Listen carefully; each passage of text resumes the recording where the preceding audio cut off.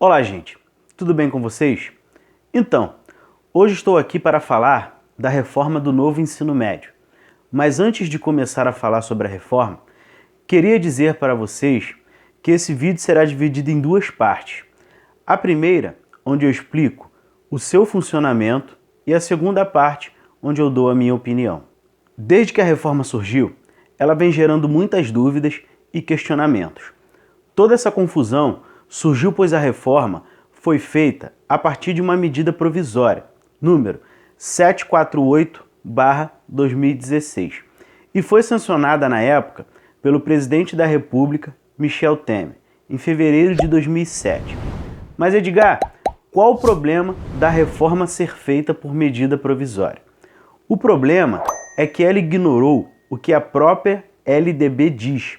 Para quem não conhece a LDB, ela é a Lei de Diretrizes e Bases da Educação Brasileira. E nela é defendido que mudanças na educação devem envolver toda a comunidade escolar e sociedade. Ou seja, ao realizarem a reforma do ensino médio, por reforma provisória, por medida provisória, excluíram a opinião de professores, alunos, pais e a sociedade, levando em consideração somente a opinião da classe política e de grupos escolares e empresariais grandes que têm grande interesse na reforma como ela está sendo feita. Hoje, a reforma virou lei, pois a proposta passou por 567 emendas de deputados e senadores e foi aceita pelo atual presidente da República, Jair Bolsonaro. Com isso, algumas dúvidas e questionamentos começaram a aparecer, tanto por parte dos alunos como dos professores e pais. Como, por exemplo, como ficou dividido o novo ensino médio? O novo ensino médio exclui toda aquela antiga divisão que tinha e hoje ficou dividido nas seguintes áreas: linguagens, matemática, ciências da natureza, ciências humanas e sociais aplicadas e formação técnica e profissional. Além dessa divisão, terá também os itinerários formativos. E o que são os itinerários formativos? Os itinerários formativos são um conjunto de disciplinas, projetos, oficinas, núcleos de estudo, entre outras situações de trabalho, que os estudantes poderão se aprofundar nos conhecimentos de uma área. Por exemplo, matemática e suas tecnologias, linguagens e suas tecnologias, ciência da natureza e suas tecnologias, e ciências humanas e sociais aplicadas, ou até mesmo em uma área de formação técnica e profissional. Outra dúvida que surgiu com a inclusão dos itinerários formativos é com a formação técnica e profissional, que é quem irá lecionar nos itinerários formativos e na formação técnica e profissional. A nova reforma do ensino médio não exige uma formação técnica na área na qual o profissional irá lecionar para os estudantes. Ou seja, se o cidadão tiver uma formação em outra área que seja próxima ao curso técnico que está sendo oferecido, ele pode lecionar como professor. Ou ele nem precisa ter formação em nada, basta ele somente entender sobre aquela profissão que ele poderá ensinar.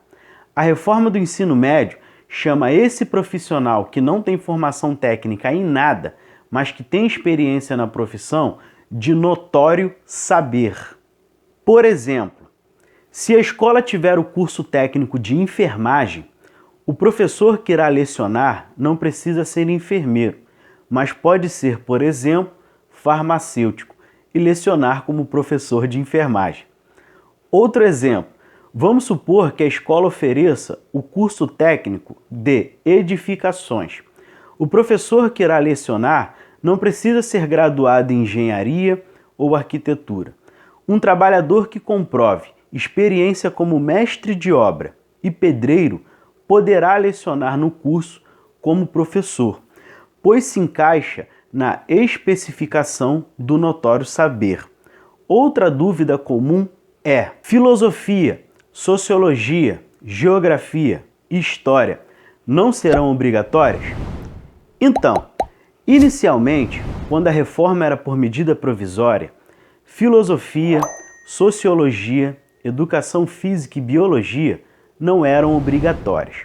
Mas como isso gerou uma série de protestos e desconforto, eles não retiraram Sociologia e Filosofia, mas diluíram essas disciplinas em ciências humanas, juntamente com História e Geografia.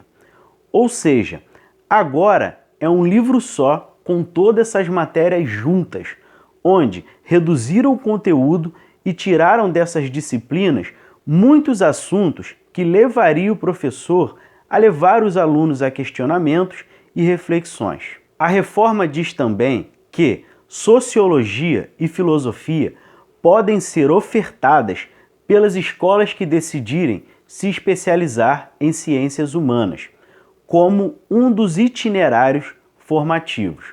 Ou seja, Sociologia e Filosofia, além de serem diluídas no conteúdo de ciências humanas, se tornaram facultativas.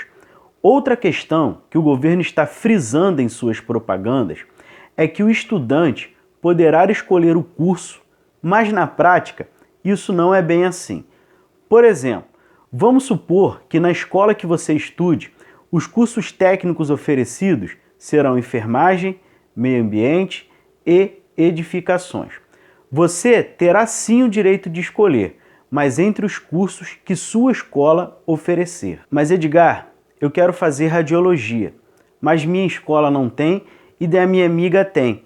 O que eu faço? Nesse caso, você terá que tentar transferência para essa escola ou até mesmo antes de se matricular em uma escola pública, você terá que pesquisar quais serão os cursos oferecidos naquela instituição de ensino. Mas Edgar, por que as escolas não oferecerão todos os cursos? A resposta é simples, porque não existe verba suficiente tanto para as escolas públicas como para as escolas particulares investirem em todos os cursos. Então o que será feito? Eles irão ofertar os cursos que serão mais procurados. Agora vou dar a minha opinião como professor. Opinião essa de um profissional que leciona há 11 anos. Gente, a reforma do ensino médio se baseia no modelo educacional de países desenvolvidos. Modelo esse que precisa de investimentos, tanto nas escolas particulares como nas escolas públicas. E esses investimentos nas escolas públicas não existirão ou eles escolherão somente algumas escolas como modelo para receberem esses investimentos. Pois, como já é sabido, existe uma lei no Brasil que proíbe os investimentos em educação pública por 20 anos. Essa lei é a PEC 241 ou PEC 55.